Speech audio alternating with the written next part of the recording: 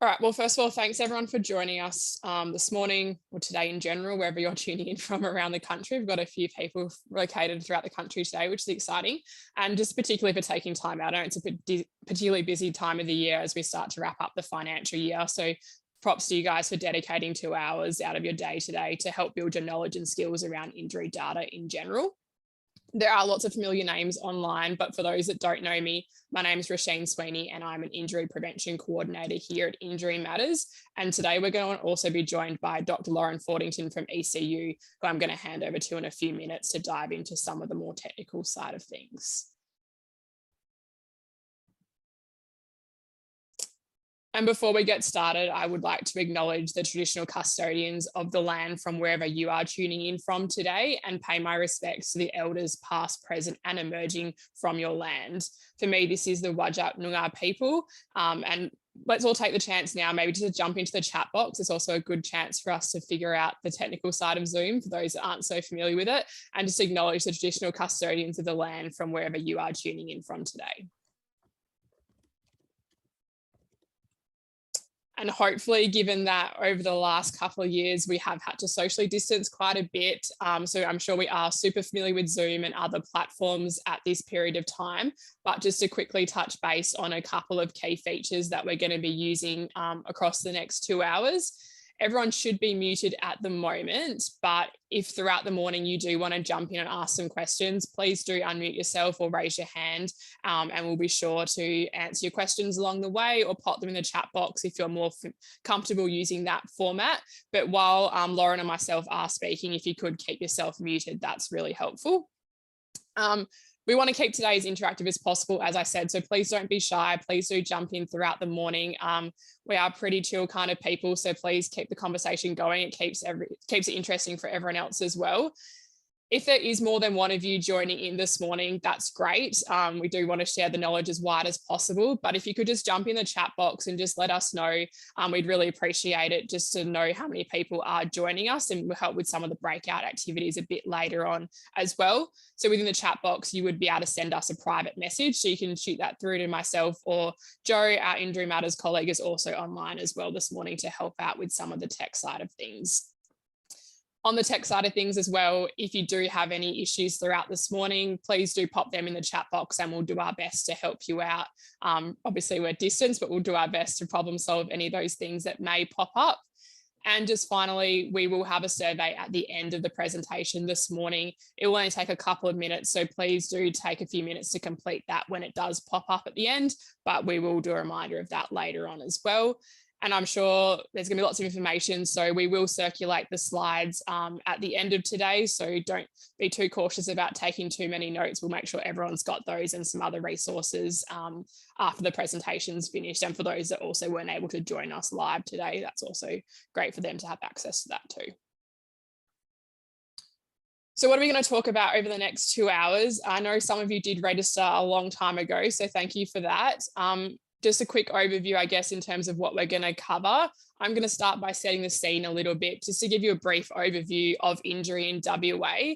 And then, as I said, I'm going to hand over to Lauren, and she's going to jump in and really focus on injury epidemiology, how we can analyse that data. And we're also going to break out into some different group activities to practice some of the key concepts that Lauren's going to teach us just before we break out into that session.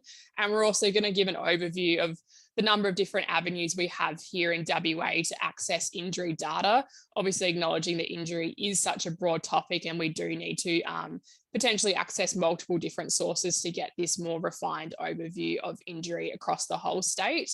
And we will make sure we leave plenty of time at the end for questions. So if you do have some of those more overarching questions, feel free to leave those to the end. But as I said, do jump in throughout the way as well if you do have questions regarding some key slides that we touch on. So today's webinar is run by Injury Matters, and I'm sure lots of you have attended a few events recently, so you are familiar with who we are and what we do at Injury Matters. But for those of you that aren't so familiar or just need a quick refresher, at Injury Matters, we aim to prevent and reduce the impact of injury within the Western Australian community. And our ultimate goal is just to really create a safer WA.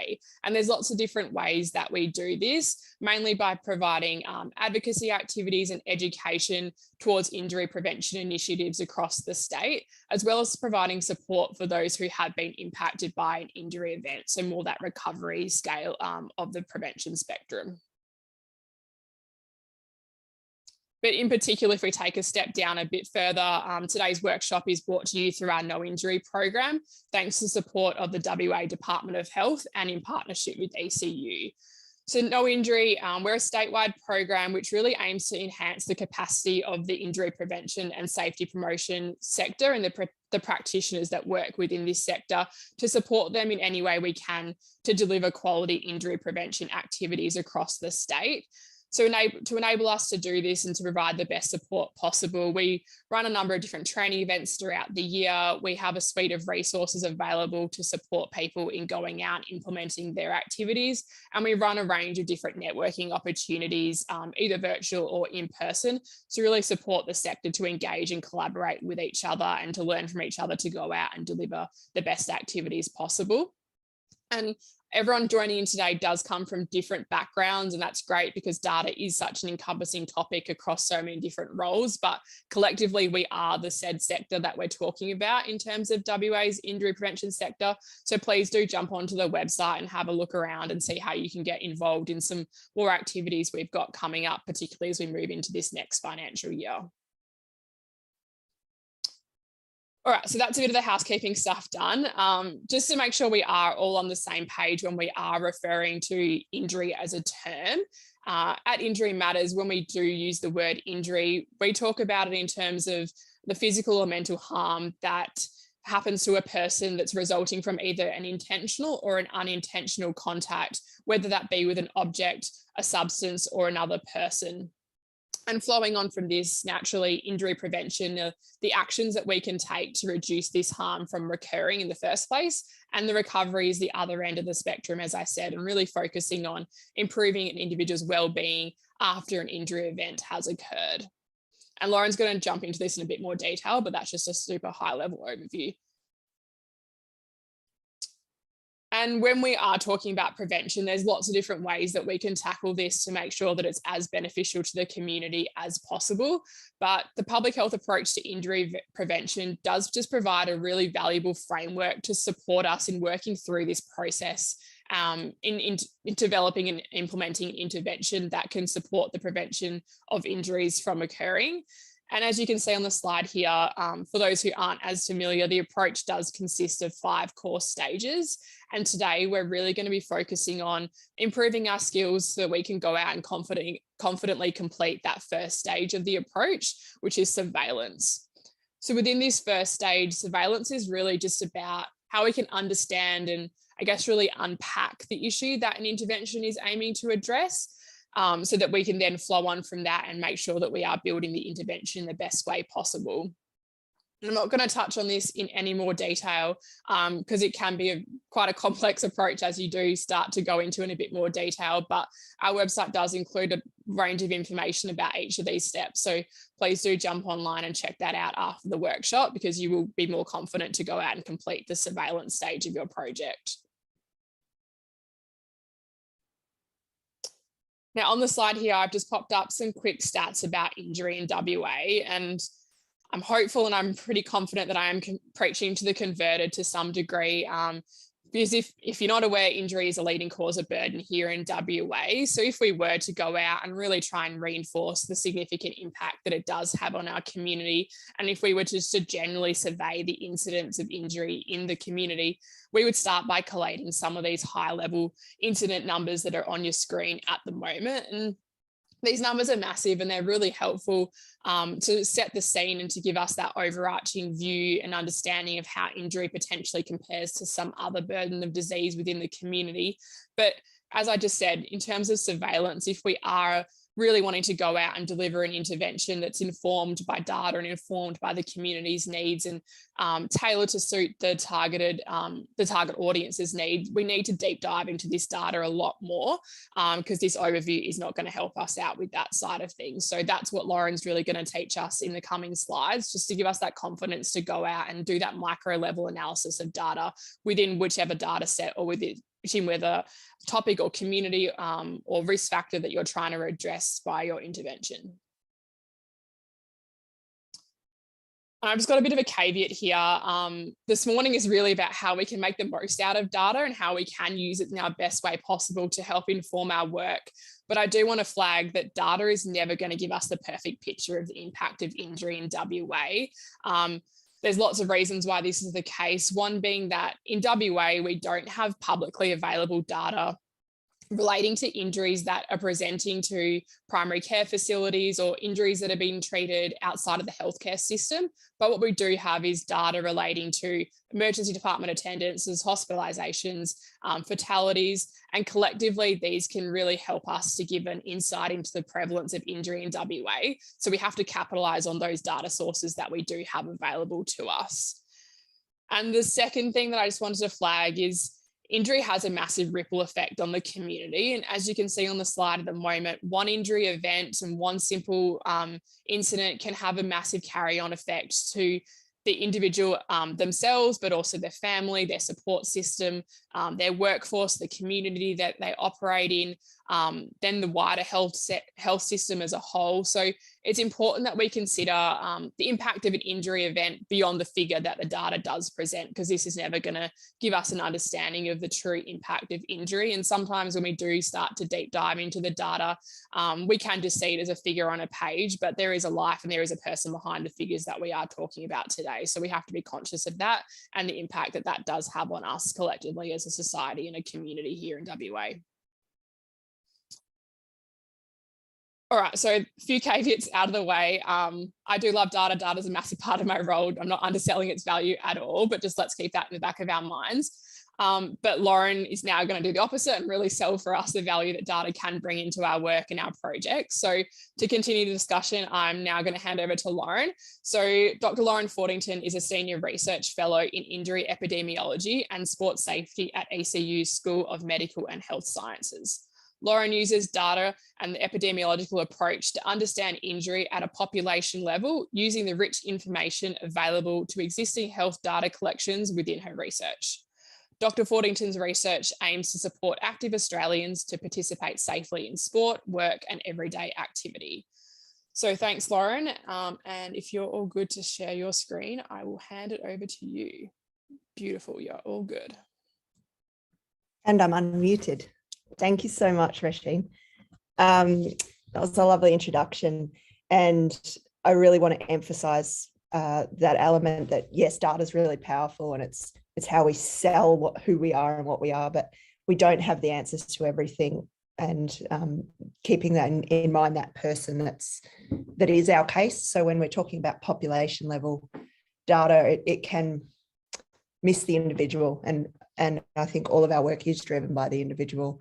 So just, yeah, again, keeping that in mind. We'd like you to interact a little bit with us today. And to do that, no, we've got to click on the screen. To do that, we'd like you to log into live.voxvote.com. The PIN number box will come up, and to access our questions, the PIN is 236334. So I'd like you to jump on and answer my first question. You can also just use the chat box if it's easier. But what I'd like you to do is just to describe your most recent injury. Oops. Your most recent injury. I'll just give you a few moments to do that.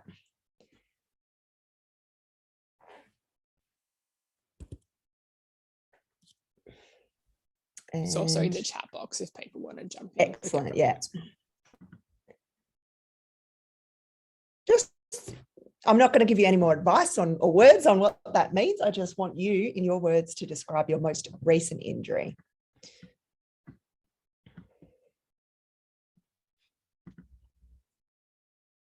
We'll give you a few minutes, obviously, to log in while we're going.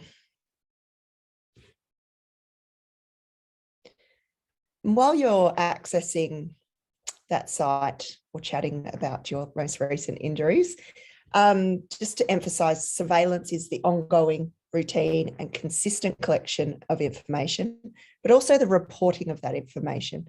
And I think we're really good at collecting information and data on injuries, but so far we're not as good at reporting that information back out of the system. Okay, so we have a punctured, lacerated kidney. Thank you for sharing that one. We have a rolled ankle, fell over, twisted knee, and it was a total knee reconstruction. Slipped and broke my toe. It is waiting for a new question or topic. Oh, start. That would help. Thank you, Sam. It should work now,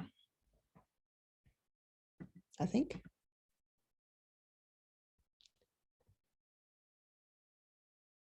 I hope. Tendon rupture. A fall downstairs and a fractured coccyx. Thank you, Jess. So all of these types of injuries are very sudden, traumatic. Many of them sound quite painful. Hip bursitis, sorry, I missed that one. Excellent. And that's just in our little group here for those willing to share. The next question I'd like to ask is, in your job, what is important for you to know about injury? I've got two screens operating. It's hard work for me. So in your job, what is it that you need to know about injury, and how can we facilitate that today?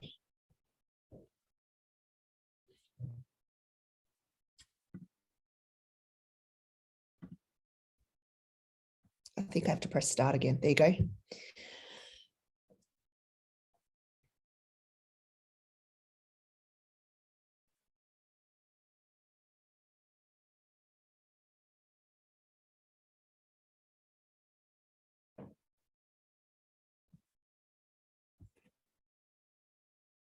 It's a slightly more difficult question to try and answer, but it should be there now. Start. It says it's live. Thanks, Stephen. Prevention, without dumbing down the obvious, but increased awareness of how easily injuries happen. Thanks, Stephen. Yeah, thank you, Diana.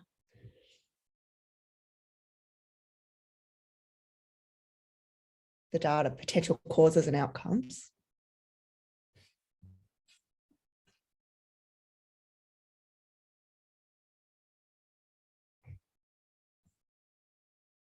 Okay.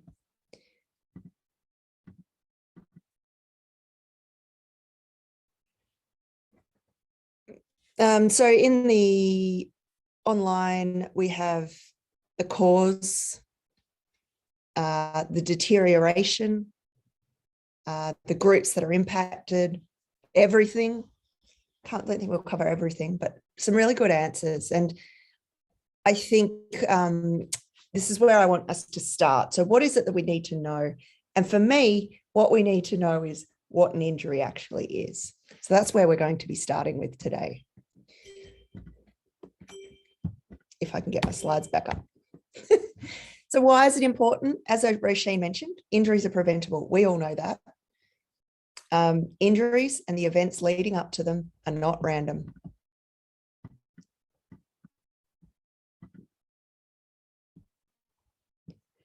Too many screens going. So we need to understand who gets injured, what injuries people get, when injuries occur, where injuries occur, and how or why injuries occur. And these are all our W questions, which is why we use why and not how. So lots of W's: who, what, why, when, and where. And with this information, we can understand what's happening. What are the events leading up to these injuries that are not random, that we can intervene and therefore prevent the injuries. But before that, we start with our epidemiology and understanding the distribution and determinants of health states or events, and the application of this study to control health problems. So today we're talking primarily about the distribution, being who, when, where. When we're looking at how and why, it's a bit more dependent on the type of topic area. So with a general injury data introduction like today, we can talk quite broadly, but when we start looking at determinants, they can become a little bit more specific. We obviously have our social determinants of health, and in those cases, they're all overarching problems and challenges, but the actual unique scenarios for different injury topics will be different. We then apply what we know about the distribution and the determinants to prevent and manage our injuries. So again, we're just focusing on those W questions. If we can answer who, what, when, where, and why, we're a long way down the path of preventing injuries. One of the advantages of COVID, there were a couple, is everyone now knows what epidemiology is. And I've chosen this particular cartoon. We've moved a few things around. Travel books are in the fantasy section, politics is sci-fi, and epidemiology is now self-help. And that really, for me, captures it. Everybody became an expert in the information. But as soon as you questioned or actually looked at things and queried things, it was clear that it was not factual and up to scratch. And the fact that it's specifying self-help for a population level science is even more brilliant. So just in the last few years, epidemiology, we don't have to explain so much what it is anymore, but we still need to understand what it is an epidemiologist actually does. So today we're going to be covering foundations, so the definitions of injury, basic measures, counts and proportions. So we're sort of going back to primary school with those ones, but they're really, really important to come back to and remind ourselves of, because that's the essence of what we're trying to understand. We're going to cover some basic measures of injury frequency, prevalence and incidence, and what those measures are. Then we're going to do some application. We're going to talk a little bit about where we can access some data within WA. We're going to work through a bit of data set together, and then we're going to break into some groups and spend some time interpreting a table and a figure, and then we'll come back together and discuss those at the end. So nice and basic, really, as Roisin called it, higher level sort of understanding. What we're not covering are measures of health burden. So we're really talking about those basic measures and the measures of injury frequency. So health burden are things like our the cost of care, the cost of treatment, the impact on our life from an injury. You might have heard of QALYs and DALYs and the disability adjusted life years. So we're not covering those things. We're not covering biostatistics. Epidemiology is not the same as a statistics course. And we're not covering the remainder of the injury steps. So we're focusing on surveillance and how we quantify injury. We're not covering the causes, the influences, and those next phases of our care. So it's very much those foundation steps, and hopefully in the future we can look at some of those other next steps together. So to begin with is our foundations of injury data. I've got it there, but if it's okay, I might stick with the chat box for our voting, because otherwise I've got to change computers and I'm clearly getting confused. So first question we've got here is, what is an injury? Roisin hinted at it in the introduction. I'm kind of hoping you weren't listening. In your own words, what is an injury? I'll give you a few minutes to pop as many answers as you can in.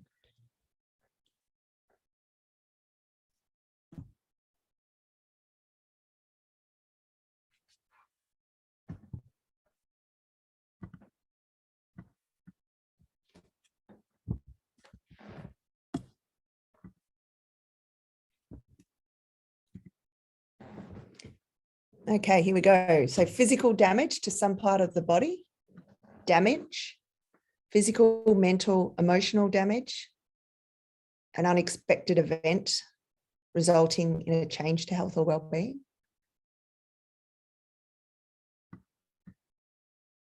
Some really good answers. An event that causes lower functioning, movement, a reduction in quality of life, maybe an increase in pain. I'm actually on the defence base in Northern Territory at the moment, and this question was put to some of our young, they're very young soldiers. I said, what's an injury? And for them, it's when I can't do my job, when I can't contribute to the team, which is a very different perspective than physical damage and harm. Could be from substance use, alcohol, intentional or accidental harm. So we're really getting into it now. And what we'll see is that we need to be really, really clear on what we're interested in, or clear on what we're looking at. So we're going to give you the official definition, if you like, in a moment. But what we're looking at is our case definition. And we need to know our case definition so that when we go and look at that person, place and time and who is getting injured and where, we know what we're actually capturing. So in this case, we've got, oh, hi, Jess. She's up the road in Darwin. So I've got acute or chronic events. So intentional or accidental. Would we compare an intentional injury and an unintentional injury from different settings and different causes? Perhaps not. So it's really important that our injury case definition is clear. And I cannot emphasize that enough. I think it is one of the most overlooked challenges we have in some of our reporting. Physical or mental harm caused by an event. Excellent. Thank you, Amy. So let's get to the official definition. This is kind of, well, the official from the Injury Prevention and Control Group, but unintentional or intentional damage, so we all got that word, to the body resulting from acute exposure to thermal, mechanical, electrical, or chemical energy, or from the absence of such essentials as heat or oxygen. So while a lot of us there have listed, when we said, what was your most recent injury? We said, I lacerated my kidney, I sprained my ankle, all these really traumatic, sudden, physical, mechanical exchange of energy. We could have also had poisoning. I'm a little bit choked up at the moment. Maybe you are too, Jessica, from the smoke that's in the air. So there's a sort of a poisoning, it's not poisoning me, but there could be potential for poisoning through inhalation or from other forms, bites and insects and so forth. There's thermal energy is another big one. So our exertional heat illnesses where we're overheating internally and causing damage that way. Chemical energy is leading more towards the mental health illnesses and injuries, which I'm not going to go into today because it's far from my expertise. I'm much more on the physical side. So the absence of heat or oxygen. So we're talking drowning, heat exhaustion, and other types of injury. So it's really, really broad and encompassing, as Roisin mentioned in the introduction, which is one of the reasons it makes it really tricky to capture. Our definition, the theoretical definition there versus the actual or practical definition on the bottom. It depends what we're addressing, what data we have available, and the type of resource we have available. So if I've got lots of money, endless money, and I'm in America and there's this amazing data set, I can do a lot of information. If I'm in Australia, we don't have any. Most of my work is in sports injury, and we don't have that sort of information available to us on sports injury or anyone to collect that information. So it really comes down to what's the problem that I'm trying to address, what information is already available, and then what resources do I have to answer my questions in terms of what my definition is going to be. So from a sport perspective, we often talk about a medical attention definition where we go and we see a doctor, and that means I get a diagnosis and then I've got my injury. We might also have a self-report where I say I'm in pain or I've hurt myself. We might have a time loss definition where I can't play in my sport. Workplaces have similar. They might be on light duties or restricted duties. They might be off work. They might have seen a doctor. And then each different setting has its own little unique nuances on the definition. But it is the most fundamental part is to be really clear on our case definition so we know what we're actually capturing. And this leads to my next little question for the chat box, if you can. Thinking of your most recent injury, What treatment did you need?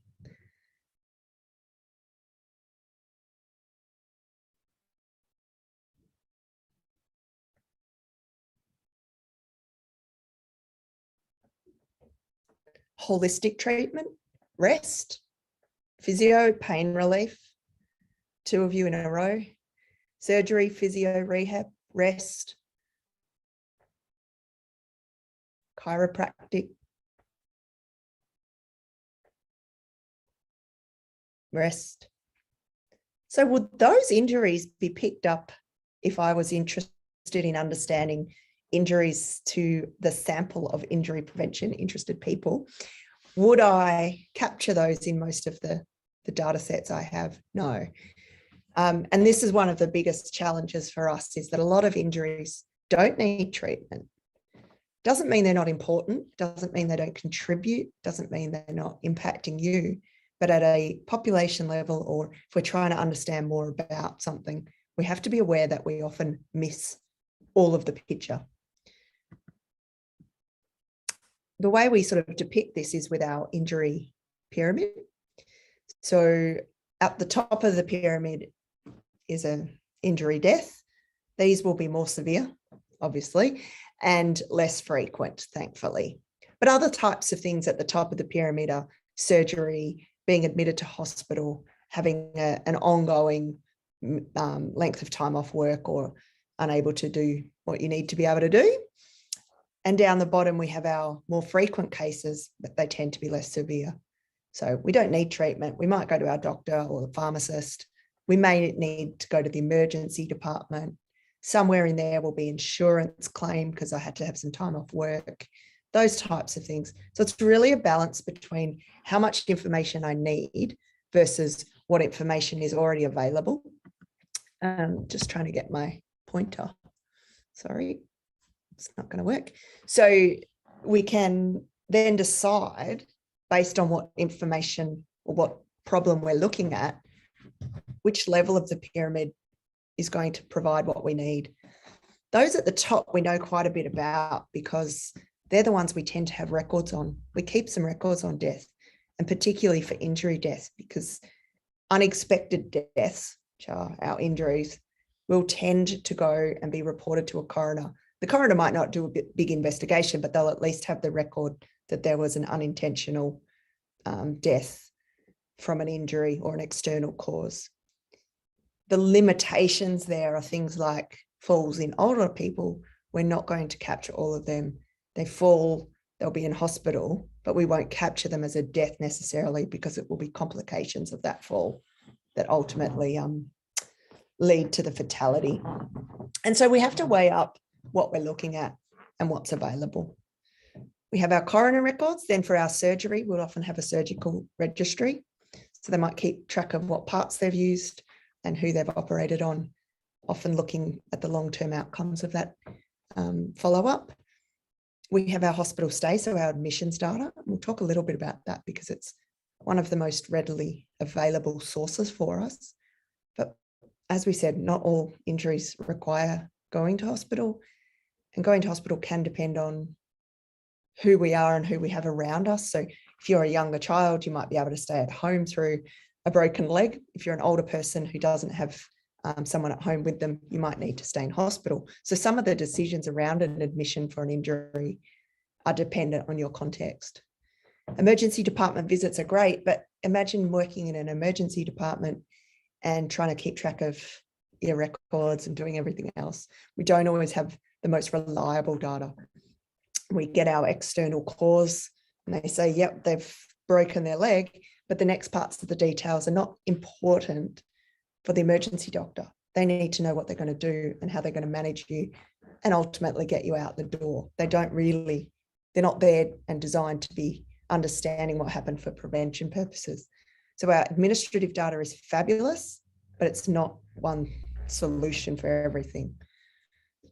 Now, these ones at the bottom of the pyramid, these injuries that don't need treatment, does that mean that they don't matter? They're not severe. We don't need to record them. Particularly from my angle of sports injury, I would definitely argue that they're really important. So our general practitioner, our physiotherapy records, chiropractic, someone mentioned.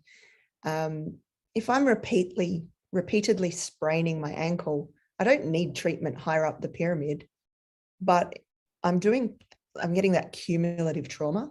So it's going to add up over time and become a problem. I'm going to end up with, quite, in my case, ankles that just sort of don't held together by skin, not ligaments. And so we end up with this sort of cumulative problem. So there's a future risk and a future problem of pain and osteoarthritis.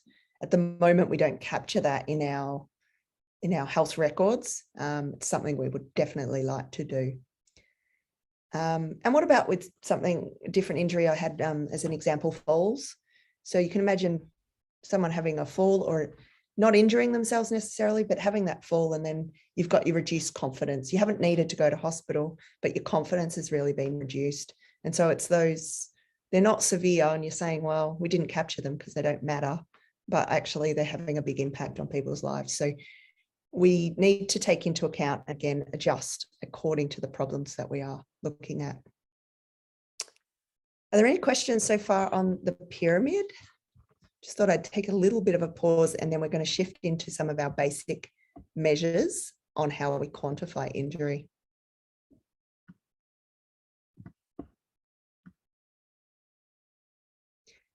Thank you, Jess. She's just commented there that ED visits can be more frequent than GP, partly because of where you're based. So and we see that with sports injury too, because if your GP is not available or you live regionally or in remote areas, I'm not saying the other one that's listed there, can't say it. We tend to go to the emergency department rather than the general practitioner if they're not available on a weekend or just difficult to get into. So it also can skew those measures at that point. So how do we quantify injury? These are some of our key terms that we're going to work through. We've got sample, counts, fractions, ratio, proportions, and rates. So most of these are sort of things we learnt in possibly primary school or high school, but we don't use them in our day-to-day life necessarily on a regular basis. And then you sort of forget what the nuances of each of the measures are. And it's really, really important, particularly when we get to the proportions and rates and prevalence and incidence. There's just little slight differences that are easily overlooked and easily confused. And it has a huge implication on what we actually get out of the information at the other end. So when we're talking about a sample, it's just who we've included in our study.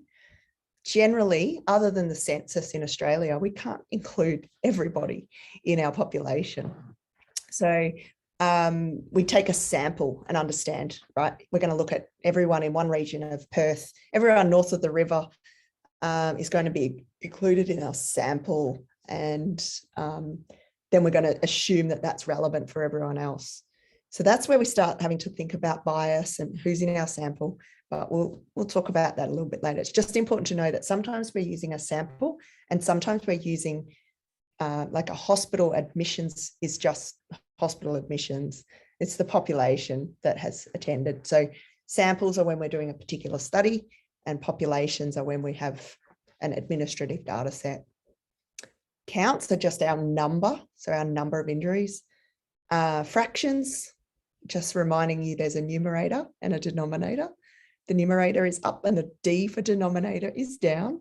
I've been doing grade 6 maths, so I'm pretty good at this now. Ratio is a type of fraction where the numerator is a fraction of the denominator, and we'll go through this in a moment. Proportions, so that in a proportion, the ratio is part of the denominator. The numerator is part of the denominator. And then we have rates, and that's a special fraction that has time included. We'll go through each of those in terms, but just wanted them on one slide so you could sort of see what we're about to come up against. So in our samples, so generally in epidemiology, we're looking at population level health, but we cannot ever include everyone, even in the census, which is like huge. So the way we sample a population is, again, dependent on how much resource we have. So the West Australian Health Survey, for example, is high level detailed sampling where they make sure that they've got someone that's representative, and the proportion of people within that sample is representative of WA as a whole. So the right number of women aged 60 to 65 are included in the information that they're collecting, that they can then generalize it to all women 60 to 65. It's really, really complicated and really cool. So they draw this sample and then they can consider how generalizable results will be. I love that little explanation because I'm one of the people who responds to surveys, but of course, lots of people throw them in the bin. So we have to know who we're not capturing in our survey. And that's not different to when we're having a hospital admissions data set that we might be looking at. We have to know who hasn't been to hospital. Insurance claims, who hasn't claimed for injury, a really important one. Who doesn't access a GP, who doesn't go to a chiro. So there's lots of reasons to look at the sample or the source of population within our little data set that we have. It's the number one sort of checkpoint to say, is this actually representing what I need it to represent? Counts. We know counts. They seem really easy, but we always have to check what we're actually counting. So are we counting the number of people with a wrist fracture in 2022? Are we counting the same amount of people? So if I counted Perth and I found 100 wrist fractures, and then I counted Melbourne and there's obviously going to be 200, that's not making a big clear finding, because we know Melbourne's 6 billion people and Perth's only 6 million. I think that's all of Victoria. I don't know how many live there, but we've got to make sure we're getting the same population sizes and the same population structures, which we'll talk about in a moment. So counts are really important, but they just got to come with that caution. And again, you've got to be like, what am I actually counting? Am I counting people with fractures or fractures? So if I've broken both my wrists, which a friend at school did playing football, is she 2 or 1? So is she 2 fractures or 1 person with fracture? So that's where it starts to get really interesting with counts.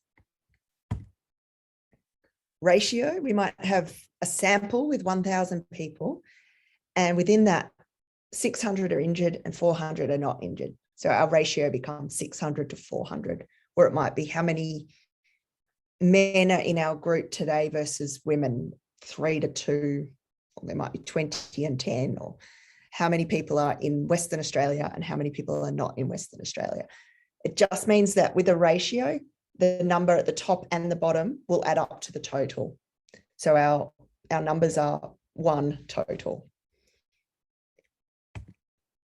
Whereas in a proportion, if we looked at how many people are not from WA today, we might have 20%. So 20 out of our 100 participants, or 10 out of our 50 participants might be more realistic, which is 20%. So a proportion is always represented as a percentage.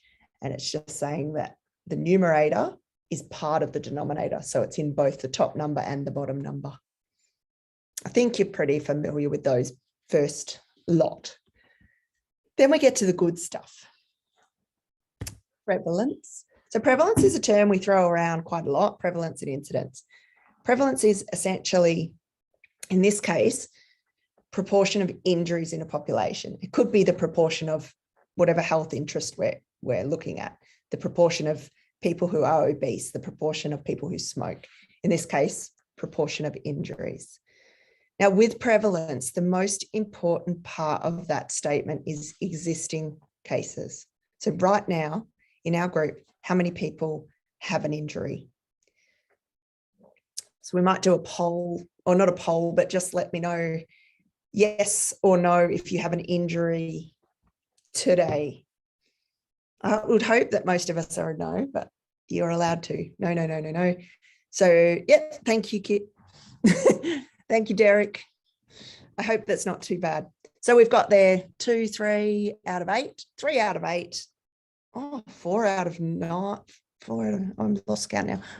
Okay, now we stop, pause. 1, 2, 3, 4, 5, 6, 7, 8, 9, 10. Thank you very much. And there's 1, 2, 3, 4. So 4 out of 10. Our point prevalence, so right today, existing cases, 4 divided by 10, our population at risk, our 10 people there. So we would say the point prevalence is 40%. How many people have had an, oh, this is going to get really confusing. Let's say there are 20 people here today and that 4 of you have had an injury this year. Then we're talking about existing cases over a period. And this is our period prevalence. It's no different. We're still talking about people who currently have an injury, or and we're including everyone that's had that injury this year, divided by everyone in our group. We don't tend to use period prevalence for an acute injury because you have it and then you recover. You don't have it forever. So we tend to use period prevalence for something like a disease.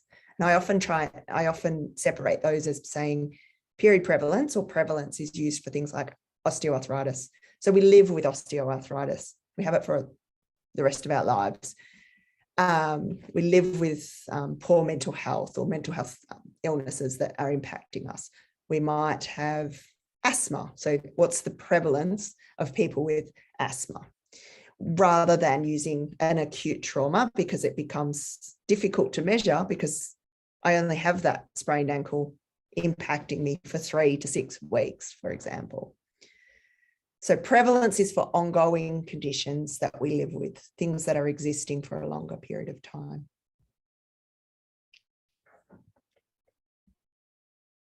Now we get to rates.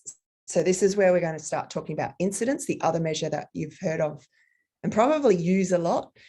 Again, it's a fraction. It's one number divided by another.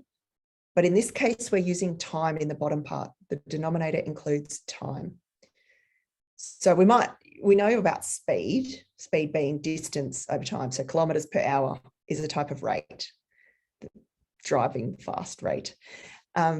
In our case, we talk about an injury incidence rate. So it's new cases. Incidence is new, prevalence is existing. So we're talking about new cases and it's divided by the population over time. So we include that time element. So it gets a little tricky, but we'll go into the details. I'll just give you a moment to catch up. So new cases for incidence. So now we're asking the question, how many people experience an injury each year or each day or each 3 years, whatever it might be. And we have 2 measures, the cumulative incidence and the incidence rate. We use the cumulative incidence when we don't know how long someone's doing something. So if I go to work each day and I have 4 weeks of leave, I could work out how many hours I spend at work and then I can work out the rate. But if I'm just living my life, I don't know how much time I'm at risk of a driving injury because I don't count how long I spend in my car. So the cumulative incidence is used and it's the number of people in the population at risk. It does take into time because it's looking at the year, but it's called a cumulative incidence or an incidence proportion. So we took the new cases, how many people have had an ankle sprain this year in the room? And if you've had an ankle sprain, could you type ankle sprain if it's been this year? Because there's at least one of you. And I can't get you to write yes anymore because I'll get really confused.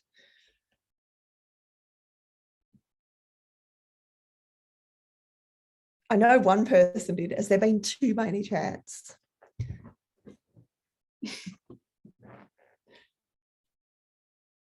Anybody? No. That's right. So we would look at ankle sprain as a good example for cumulative incidence. New cases divided by however many people. And our incidence rate takes into account how much time I spent doing my activity, how much time I spent at sport, how much time I spent at work. So there's these formulas we use, which are all fractions. And you might see this strange number at the end called 10 to the power of n. Everyone gets confused by that. It's not actually important. And we might multiply things by 100 or 100,000 or 1,000 or 10,000 or any sort of arbitrary number. It's not too important for you to worry about. It's just something to help us interpret our information. So I've got it there, but we don't need to worry about it too much. We have our prevalence. So existing cases, our cumulative incidence being population numbers, and then our incidence rate being population at risk, but disease-free or injury-free. We're going to go into a little bit more detail, and then things will get easier after that. So with our denominator, we've talked a little bit about our cases now. So we've talked about what an injury is. Are we looking at people, or are we looking at injuries? Or are we looking at the number of injuries? Because often you might have 2 or 3 things at once. What is the bottom number meant to be? Who is at risk of an injury? So sometimes we would use the whole population. If we were looking just at how many people had an injury in Western Australia this year, then we would ask how many people in the top, the cases, and technically everyone is at risk of an injury. That would go in the bottom. We can all get an injury at any time. But if I was asking who is at risk of a mining injury, then I would only include people who work in mines. Who is at risk of a sports injury? People who are playing sport. So we want to make sure that denominator is really specific and focused. So with certain conditions and diseases, so prostate cancer, we only include men. Amputation for vascular disease, we tend to only include the population aged over 45, at least within Australia. So we make the denominator as relevant as we can so that the information is accurate and as robust as it can be. So we don't tend to count, we should now, but we would count as our pregnant over people who can have babies. And that's not, it used to be women, obviously, but now we've changed. And now it's sort of more inclusive of people who can get pregnant. I can't think of any other examples, but you might have some good ones there to include. So that leads us to our next question. What were you doing when you got injured? So thinking back to that recent injury you described, what was it that you were doing at the time? Again, we'll just use the chat box. The Vox vote's not working. Football, basketball, cycling. Oh, look at that. Sport injuries aren't important, are they? Bench press, exercise, basketball, Pilates, walking. Oh, I do that all the time, Diana. It's like, yeah, I ring my sister and we're like, another ankle gone. Wow. So how would we, oh, look at you all doing sport. Is anyone not doing sport? Picking up 2 excited dogs, sitting. Yep. Francis, sitting. That's an interesting one. We'll talk about that one later in the day. Yeah, so lots of activity. Sports injury is one of the things that we find really, really hard to capture. We tend to rely on a population denominator. And we just say, look, technically anyone could be doing sport. We'll use that as our number. We don't have good participation. We don't know how many people play sport each week. We don't know how many registrations there are. There can be we could use that registration data, but then I might go and play basketball just at the local school, not actually playing basketball. So we tend to rely on our population, but we're not actually getting that information as specific as we could. When we're looking at our very elite sport, we can look at the minutes that they were training and playing and all this sort of thing. But even then it's sort of like, well, is that only the minutes that they're on the field and running around, or is it the lead up to the game, or is it when they're sitting on the bench, are they not counted? And this is the sorts of things that we sort of need to adjust for. And we tend to just ignore it quite a lot because it's easier, but we shouldn't always do that. And depending on the condition we're looking at can be really important. So we'll have a look at the next slide, which breaks that down into a little bit more detail. This is our person time concept. So person time is just, am I at risk? So in the grey boxes, so I'll start with the left-hand side. We've got 8 people in our sample. And along the bottom, we've got time. And this could be, let's go with weeks. So it's 1 week, 2 weeks, 3 weeks. The grey boxes are when someone is not injured. The orange is an injury. I've got an injury of some sort. The line, the box, the dark box with the cross through it, that person had an injury death. And the dark blue boxes without the line, we don't know where they are anymore. They've left my investigation. So I was doing this study and they just disappeared, which is pretty common actually. So what can we look at from this sort of chart and what can we understand? So in the orange is an injury. So it looks like person 3. So if you count 1, 2, 3 from the top, they start with 4 orange boxes. So when they started into this study, they already had an existing injury. So that would talk about the prevalence data. So we would say at the beginning of the study in week 1, 1 out of 8 people were injured.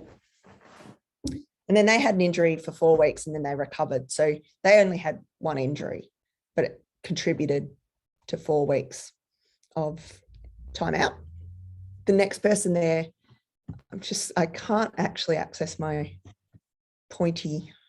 Maybe I can. It'd be nice because I've got annotate. There we go. Is that? No, it's not going to draw. Now it won't let me go back. So I'll turn that off. I'll just have to keep describing. Sorry about that. Okay.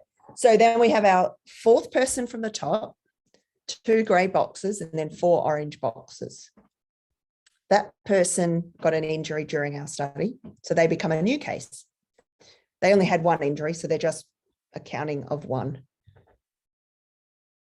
Down further, we have again someone who got injured for 7 weeks. Second bottom there, they got 4 weeks. The person at the very bottom had 1 injury in week 2 and a second injury in week 6 and 7. So if I wanted to count how many new injuries there were, could anyone have a guess at that? So we're not going to count the 3rd person in our sample because they already had an injury when we started, but we will count 4, 6, 7, 8. Yeah, and 8 had 2. So 5 injuries from those 4 people. Thank you, Stephen. 1 injury death, 5 injuries in 4 injured people. Really important difference. It's either 5 injuries or it's 4 injured people. Oh, the death was, yeah, sorry, Diana. I was just thinking that, yeah, I did say it was an injury death. So technically there were 6 injuries in 5 people. Thank you. I could call it a death from something else, but I won't. Death, injury, death. Did they die from COVID or with COVID? Yes, and that's a really important feature that we have to take into account, but we're going to call it an injury death. So it was 6 injuries in 5 people. Then what we're going to do for the person time is actually add up the grey bars. The grey bars tell us how long someone's at risk.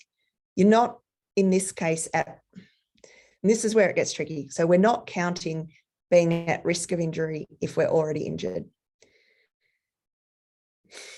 This is where, so you can see where I'm going with that. And we're still sort of at risk of injury if we're injured, but we're not going to become a new injury if we're already injured. So the first person in the study there, 10 weeks of person time to the study. The second person gives us 4 weeks. I'm going to write this down, 10 plus 4. The third person gives us 6 weeks. Thank you, Amy. Is that all the grey bars? You promised you didn't muck it up?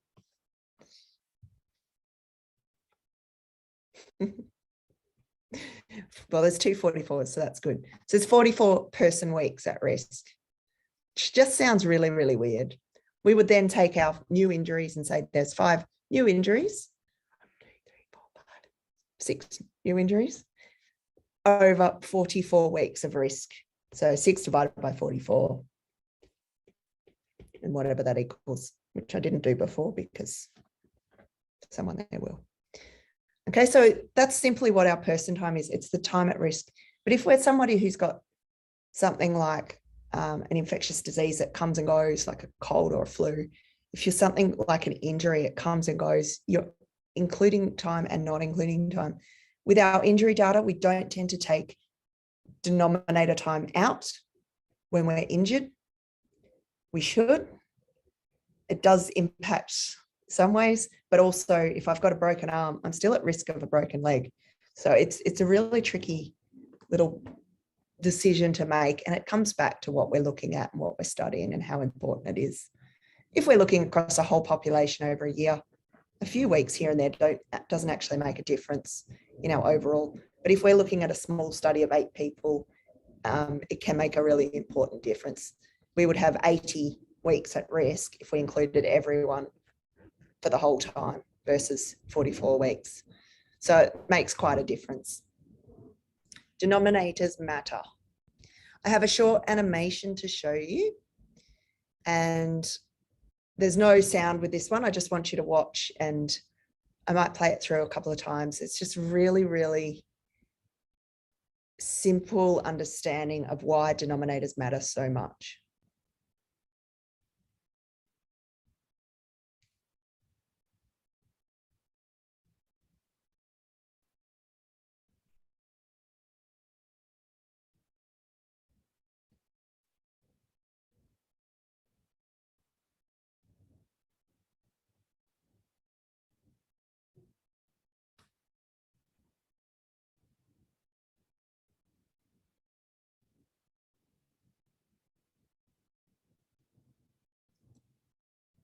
Okay. I'm going to play it through again. I'll just comment so you can't hear the airplane. So they're saying 90% were vaccinated and 4 people got sick. And then they're saying 4 people got sick, 50% of the sick people were vaccinated. And that's not true, because they're saying there were 4 people sick and 2 of them were vaccinated, which is 50%. But they're not actually including everyone that was vaccinated. They've used the wrong denominator. And actually, those who weren't vaccinated, 100% of them got sick in this case. So it could really present the wrong information. Thanks, Jill.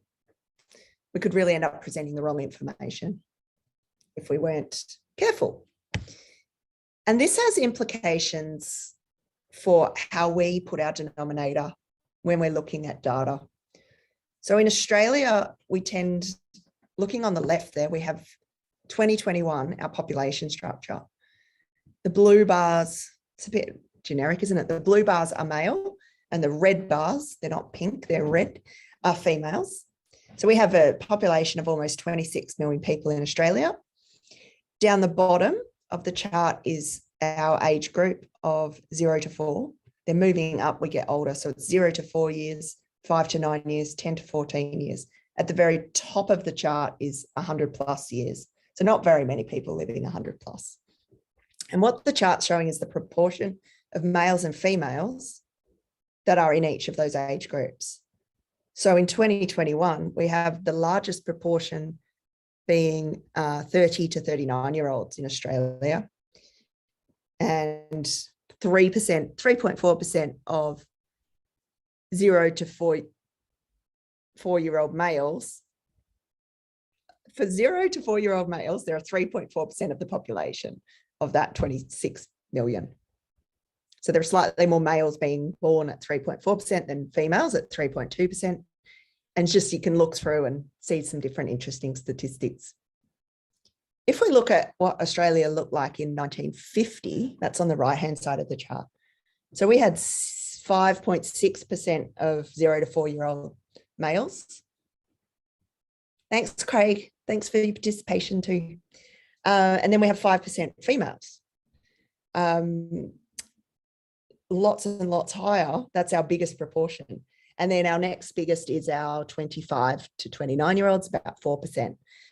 So you can see that the shape for starters has changed, but also what that means has changed. So we knew that there was a baby boom.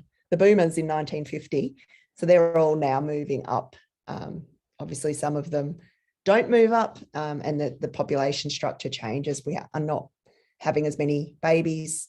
Migration impacts this measure. and death, illness, etc. And so very, very different shape.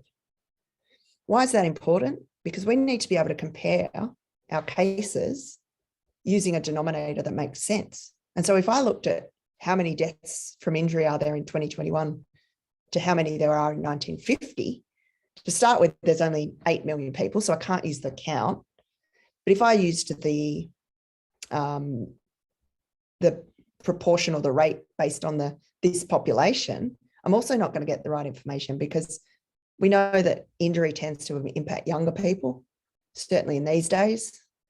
We know there's more older people now, so that's going to throw our data out. We're not going to get the same impacts.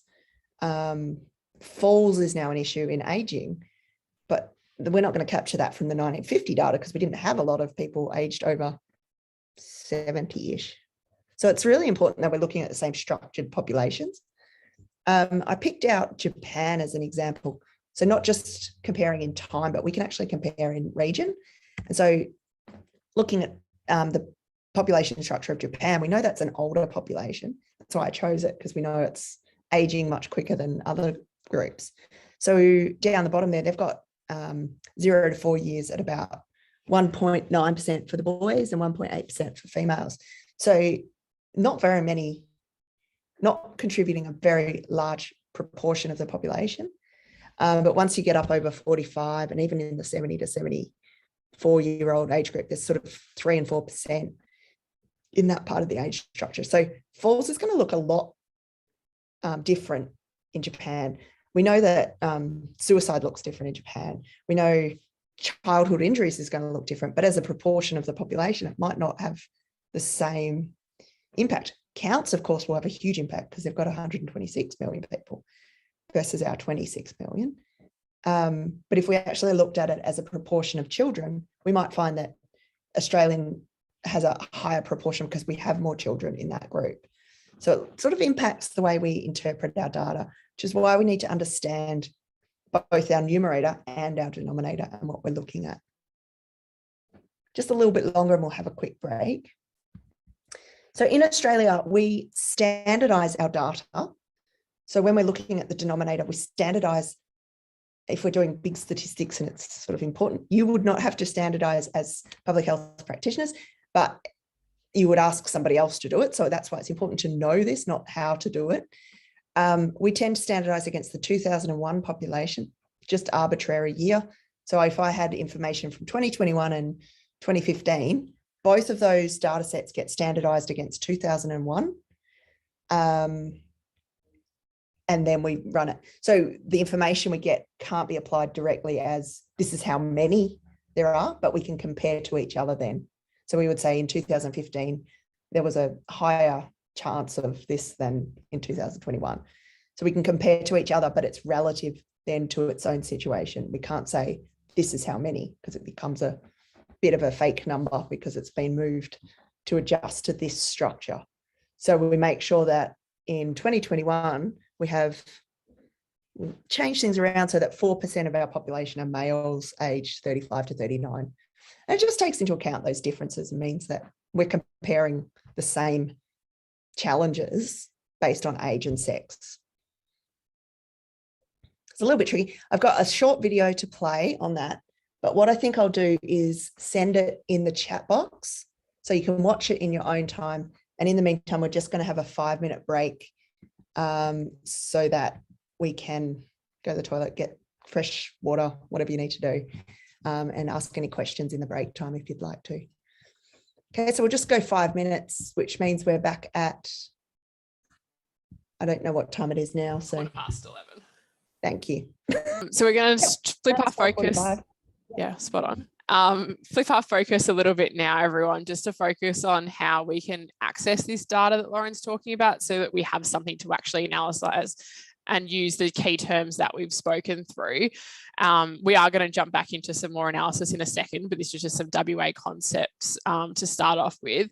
So if you are just wanting a super high level overview of injury data in WA, the No Injury resources are a great place to start. We do have a whole suite of them available on the Injury Matters website, and that can just give you that baseline overview, and then you can then decide to go and access some more raw data sets to do that more micro analysis on once you've identified the key priorities that you're trying to target. So as you can see on your slide here, we do have resources focusing on different injury topics, different regions, different risk factors, and we also have specific data for local government. So if that is a group that you work with regularly, or you are within a local government setting yourself, please do reach out and we can create some of those more tailored resources to help you develop those interventions, and particularly aligning to your public health plans.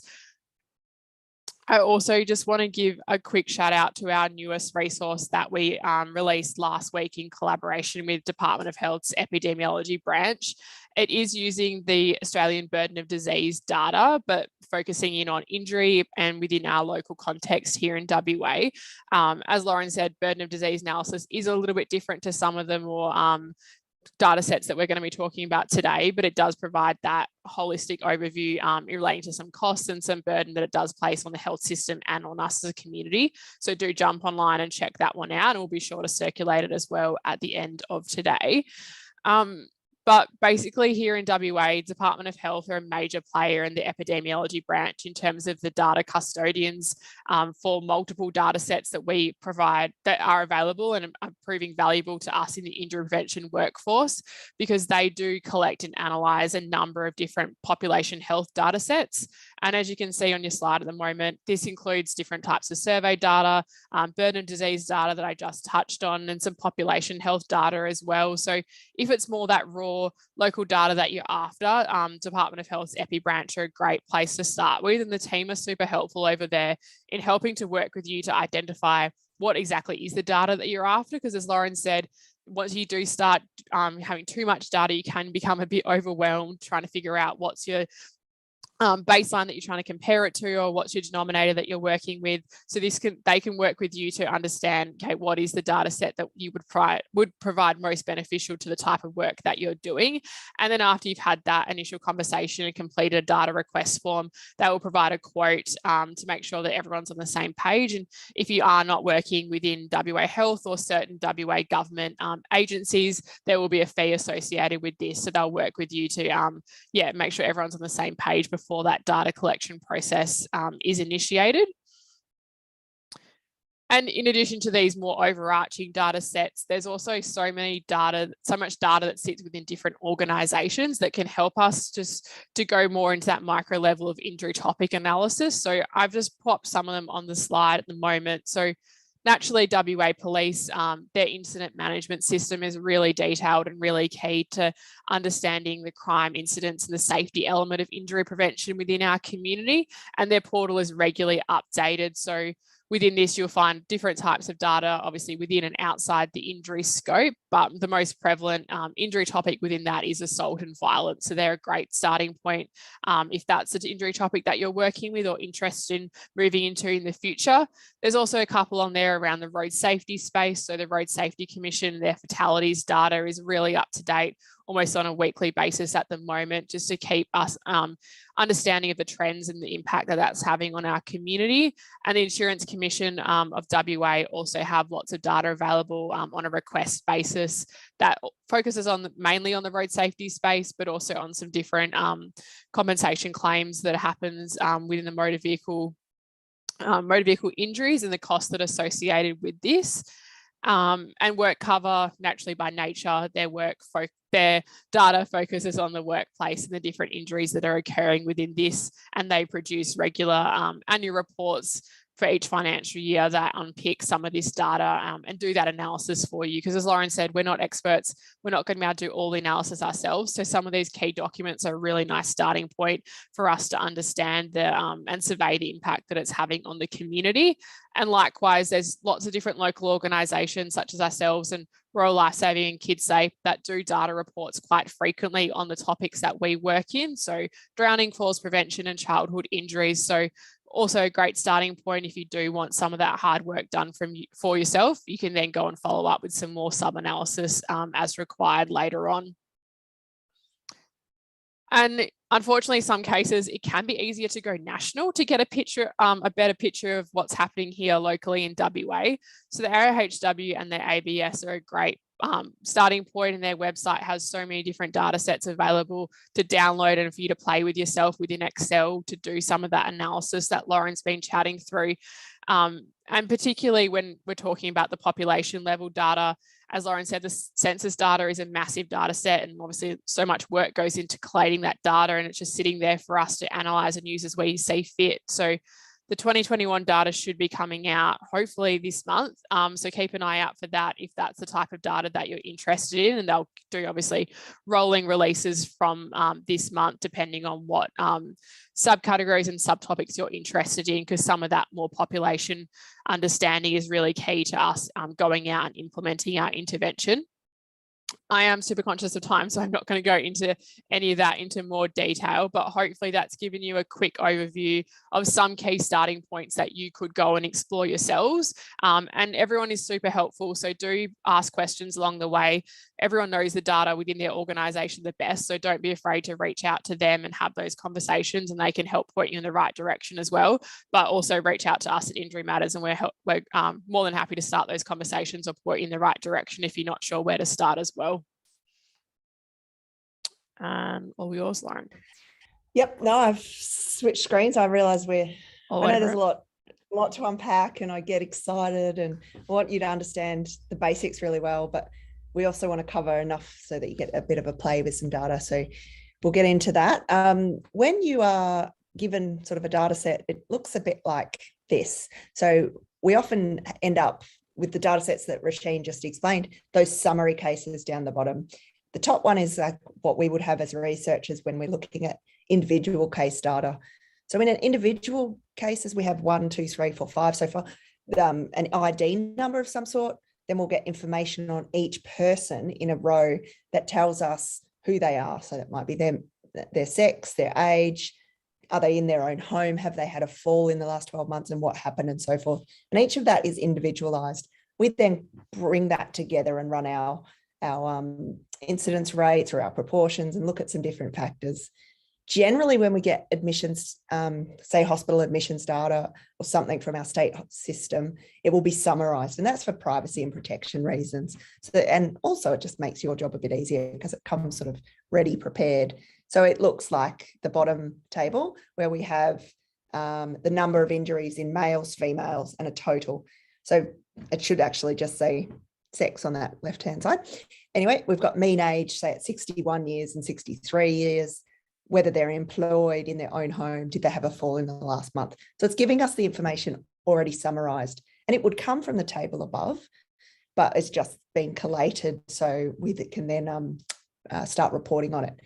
But before we report on it, we're asking ourselves, what are we actually looking at? What's our numerator? What's our case definition? What is all the definitions of each of these parts? So what is a fall? Is it a fall, or has the person fallen? Have they had a fall? Or, all those sorts of questions will then come up, and you have to know what's in that summary information. But it comes sort of ready-made.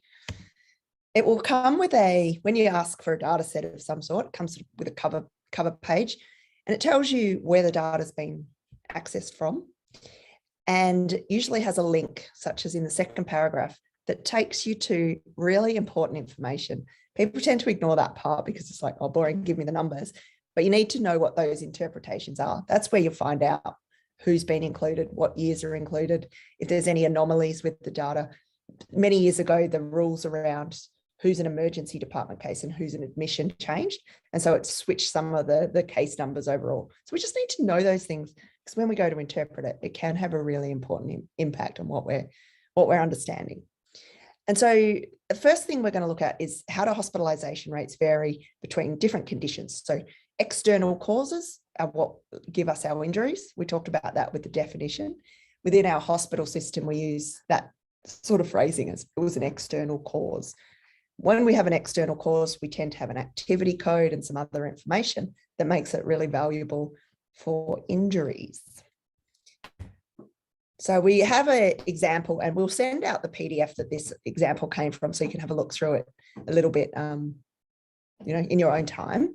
But it sort of has the title at the top. It'll be total hospitalizations and rates. So that's going to tell us our number, our counts, and our rates will be we have to look at what the denominator is. But in this case, I can tell you it's 100,000 population for WA residents by gender and condition.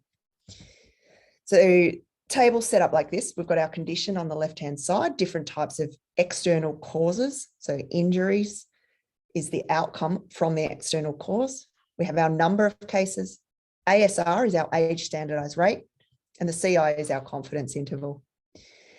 So now we're getting into a bit more detail, but N is just our case number. Age standardized rate is where I'm going to put the video that you can watch in your time. It's just taking into account those different population structures, how many males and females in those plots that I showed you. And then we get this sort of data. So this is for males first. We have down the left, the condition, transport accidents. Do we call them transport accidents? No, we have changed our terminology, but we don't change our terminology within the hospital system because it's the way they've been coded for many, many years, and changing those sorts of terminologies is different. So that's why we talk about needing to know what your case definition is. Accidental falls. I don't know anyone who falls deliberately, or maybe if you jumped out of these people jumping out of planes above me. Exposure to mechanical forces, drowning, poisoning, intentional self-harm, assault, neglect, all listed there. The number in the with the column N, age standardized rate, and confidence interval. Confidence interval just gives us an understanding of the error margin, something we don't need to worry about today. We will cover it in a future topic, I think. So that's males, and then we've got females, but you sort of can't, it's really hard to compare. So I've pasted them together. So it's males and females, and you can just have a look there at the raw numbers and the types of injuries that are reported, or the types of conditions that result in hospitalization. It's still a little bit tricky. So all as a total, there's over 300,000 for both males and females. When you're looking at it like this, you start thinking, well, which is the biggest, and which it's really, really hard to interpret, which is why we tend to present things in a figure. So that's just the same data in a figure format. Females are in that red color, males in blue, and we have the number of cases. I took out the all because obviously it's 300,000 and it means you can't see anything else. But again, I can't really make much of it. So the next step would be to sort them. Really simple steps. You can start to understand what your information you're viewing. So now we can see that exposure to allergens, exposure to electricity, extreme temperature, event of undetermined intent, they're all very small proportion, small numbers. The ones that are causing lots of numbers are mechanical forces, transport, complications of surgical and medical care, falls, and abnormal reaction following a procedure being number one. Now, that's not something any of us are going to think about, but it is also something that we're already capturing because we're in a hospital system. So you sort of start going, oh, hang on a minute. They would be easy to capture, and maybe they report lots of those. I don't know the details to go into that detail, to that information. So I'm just opening up the chat because I can see someone there. Current complex LG. In terms of sex and gender, there is some official ways to report sex and gender through the Australian Bureau of Statistics. It's tricky. There's certain ways we want to ask people. We want to understand as much as we can about those small groups, but we also lose some of that information because we don't report numbers that are fewer than 5. So often when we're talking about certain injuries or certain conditions, and there might be a handful of people who don't identify as male or female fully, then they want to identify something else, and we don't have enough people, and it starts getting confusing, but it's really, really important. So we're looking at ways to work through that. It's the same with to groups, and we're going to talk through a table.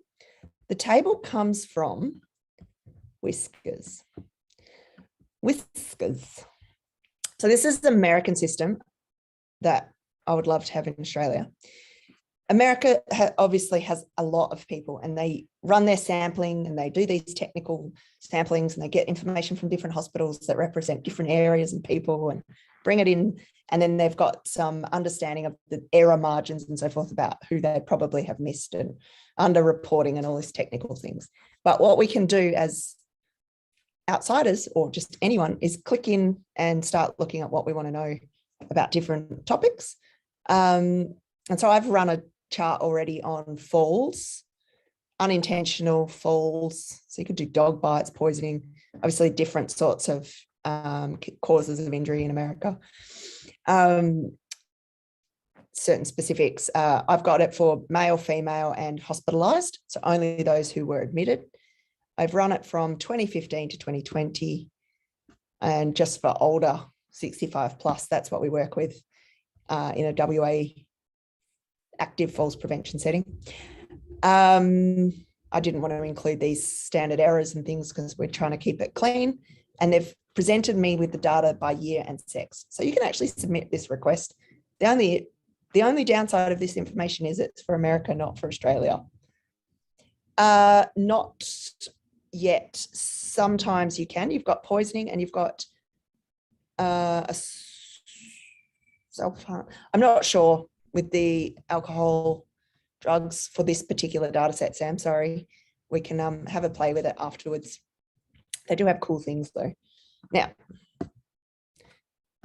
this is our unintentional falls, non-fatal emergency department visits that resulted in a hospitalization for people in America per 100,000 population as our denominator, so all population. And as I said, they do report race and ethnicity because we know that can be a factor in certain diseases and conditions. They report it for both male and female, so B, M, and F, and it's not all ages, it's actually the 65 plus. So they've got here all races. I've got unintentional falls. They had to be admitted to hospital to be included. 2015, 2016, 2017, 2018, 2019, and 2020. The number of injuries, the population that it's based on. So this is actually the new injuries divided by the population times 100,000 that we talked about with our incidence rate.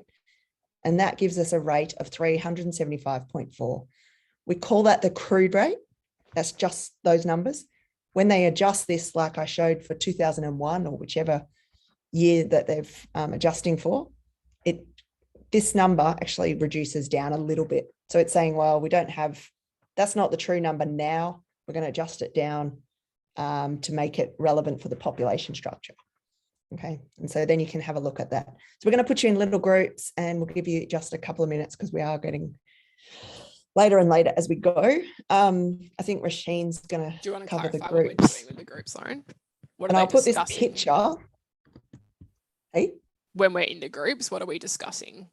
Oh, we're going to just discuss what we see here. So I just want you to be able to summarize what you see, what happened over time, what happened for males, what happened for females, using the right-hand side of the chart. But you've got both males, females, so you can pick both males or females and talk about what happened over time with the different information. Cool. Everyone should see a pop-up soon. If you just click join the group, you'll be in breakout groups of around 4 to 5 people in a few seconds. So what can we see?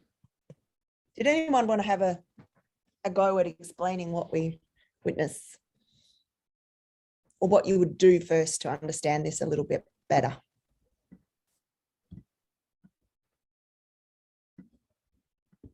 Do we have any falls people?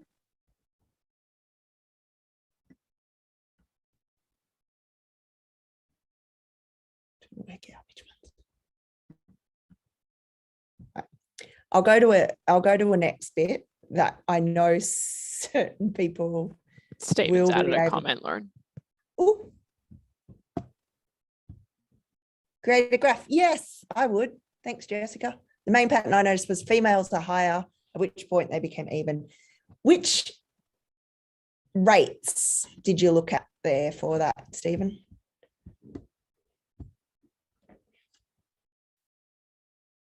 Yeah. So I would, yeah. So if we look at females, 343, 336, 331, and you're looking against males, females this way. Yeah, they're sort of the same after a certain year group. But it's hard to read tables. I love tables. All my work will be tables, but it's hard to take something like that and make sense of it immediately. What if I showed you this? There's a lot going on in this chart. There's a reason I picked one with a lot going on, but this shows from a paper in the Medical Journal of Australia by the lovely Caroline Finch, the trends in the frequency and rate of hospitalisation per 100,000 participants aged 15 and above for sport-related concussion in Victoria between 2002 and 2003 to 2010-11. So we use financial years. The years are here. So this is obviously 2002 up to 2010. On the left-hand side here, we have our rate of hospital. I don't know if you can see my cursor, but I hope you can. Rate of hospitalisation for concussion per 100,000 participants. And on this side, we have the frequency of hospitalisation for concussion. So these are counts. The counts are in this green space, and these are rates. So the blue corresponds to this side. The green corresponds to this axis. Hate when there's doubles. But what can you say about this in general now?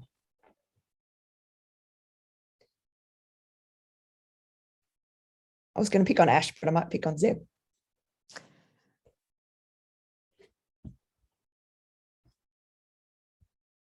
Or another, I'm just seeing who's there. Concussions are increasing. Okay. Why do you say they're increasing? You're not wrong, by the way. No one's ever wrong with these things. Both have increased. There was an initial decrease. Great, Jessica. And then it went back up. So you can look at sort of the frequency is in sort of, it drops in the same way as the participation adjusted rate. The pattern, the movement's the same. One of the challenges when we're looking at hospitalisation and sport participation, I mentioned earlier, we're actually looking at frequency has increased 33% over 9 years. Quick on the calculator, 450 to 600, very good. We talked about the participation. So you could go to hospital with a sport-related concussion. I was playing cricket in the backyard and I got hit in the head versus I was playing cricket at a cricket club. So it's really hard to get good participant numbers.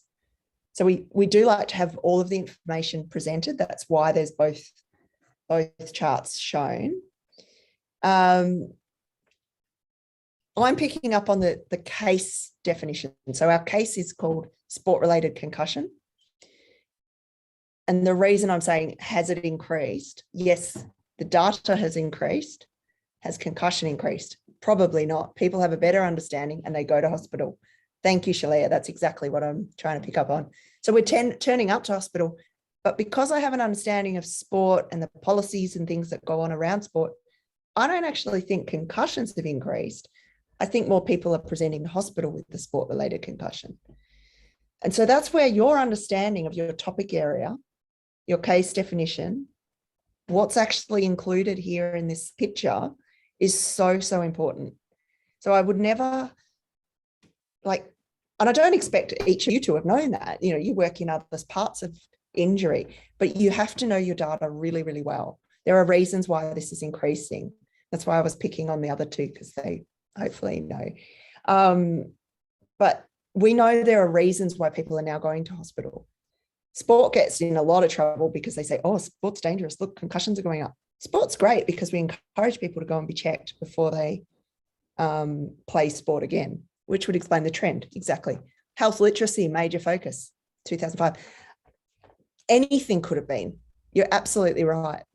Could have been a change in who gets admitted to hospital, how they calculate things. They might have changed how they count participation. All of those parts will change what is shown in the information, which is why it's good to see the numbers why it's good to see the rates, good to think about that. Maybe the state of Western Australia changed its border and we had different inclusions. Doesn't tend to happen, but it could. We're going to see differences now with COVID being, yes, we will. COVID being an impact for certain conditions will increase, other conditions might decrease. We just have to be aware of the context around it. Okay. And that's what I wanted to ask. Today, we've learned how to quantify injury. We looked at an increase or a decrease from before. Thank you, Jessica. She's rounded it out perfectly. So we can say there's more or fewer by a region. We can quantify, but we need to next understand. We need to say, are they more or less severe? Who is injured? When, where, and how? What is actually the context around that? I did not plant that response, Jessica, with Jessica. She's just got it. Information for the case has to be combined with what we know, and the changes over time. And then we look at those different categories. What's the injury type? What body parts injured? Treatment source, the outcomes of the injury, the setting being, roads or schools or home, life stage, babies through to older people, the cause and the mechanism, and so forth. All of these parts will come into how we interpret our understanding. We have not as much time as we hoped for questions, but I'll take questions now and after by email. Brilliant, Jessica. Yeah, no, you're actually absolutely right. One of the things when we see those concussions going up, it doesn't mean it's causing, it's a correlation. It's just, it's reflective of the context we're in.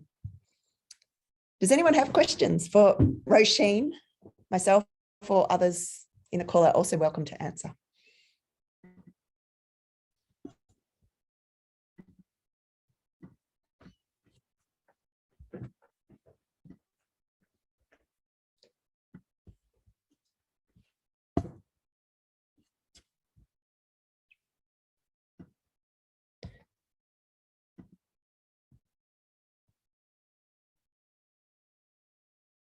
Thanks, Jessica. I know it's sort of hard to know where to pitch things. We wanted to keep it really simple today so that the next, we can build on things as we go. But it's so important to have that foundation right, because it can go, that's where it goes wrong. It's like building a house. I shouldn't talk about things outside of I don't know what building a house is like. The foundations. No. Yeah, that vaccination thing is brilliant, isn't it? She made it so simple.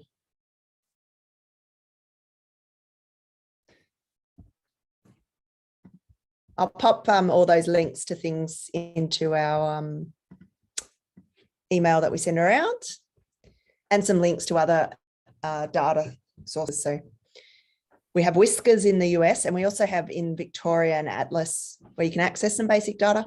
Obviously, the downside is only for Victoria at this stage. Cool. Looks like you've answered them all, Lauren. Oh, fantastic, Diana. I'm glad that it was the right. Thank you, Kit, because I suspect with certain conditions, it's because, is the recording stopped? Hang on. No, I was going to say, if you don't understand it, it's hard to make it simple.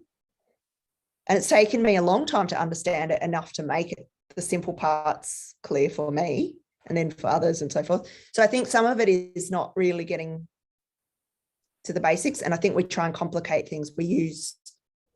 I see people use statistics when they're not needed, complicated modeling, and you think, but why? So it's just and that's what epidemiology is. It's about getting into the logic, the nuance, the interpretation, and making sure, as Jessica nicely put, it's not a causation, it's just a correlation. It just happens to have existed. And I think that's for the next session, is really getting into causes of injury, that next part of the surveillance model. It is complicated though. Oh, drowning's complicated too. They're all, yeah. The longer you stay there.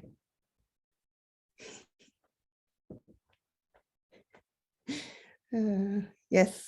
You've signed yourself up for more work, Lauren. Yeah. But well, maybe we'll wrap up there. But yeah, as Lauren said, if you do have any questions, that come to you later on, please do reach out. We're happy to answer them the best we can or point you in the right direction of those who might be able to help out a bit more. Just to wrap up quickly, hopefully today in the discussion, thanks for being so active in the chat box. That's really helpful for us, but hopefully it's inspired you to do a bit more work in this space and just to keep the conversation going around injury. Even as you could see today, there's so many different people working in different roles and in different injury topic spaces. So it's always helpful to know what other people are doing within their work. So if you are interested in engaging with the workforce a bit more, I would encourage you to join our Connected program. It's just an opportunity to meet with with a random person once every 2 months, just to make that initial connection and get to know them and their role in their organization a bit more. So jump online. We will put some links as well to that in the email if you are interested in signing up and being included in our next round of matches.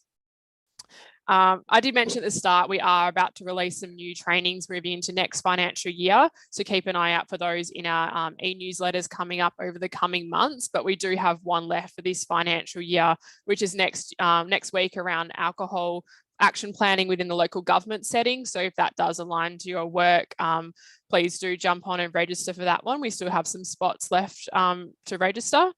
And as I did mention at the start, we do really value like all the feedback we get from these kind of sessions, because it gives us a great insight into how we can plan some more sessions moving forward, building off this topic potentially, but also learn how we can improve the process moving forward in general. I now know we need to share screens when we go into breakout sessions, so good learning. So a short eval will pop up when we do close this session or when you leave. So we would greatly appreciate if you just took a couple of minutes to jump in and complete that before you move on to the rest of your activities for the day, but we will pop that in the email as well if you're not able to do it right now. I know everyone's probably rushing off to a meeting in 2 minutes. So yeah, thanks everyone. I hope you got something out of today. As Lauren said, it's a really big topic. So hopefully you're able to take just even part of what we discussed today and apply it to your work. We will circulate the presentation and the recording in the email. So if you do want to jump back and refer to any of the key points at a later date, please do so. And yeah, again, get in contact with us or Lauren if you do have any questions. We're definitely here to help the best way that we can. But yeah, that's it. So thanks everyone and enjoy the rest of your day.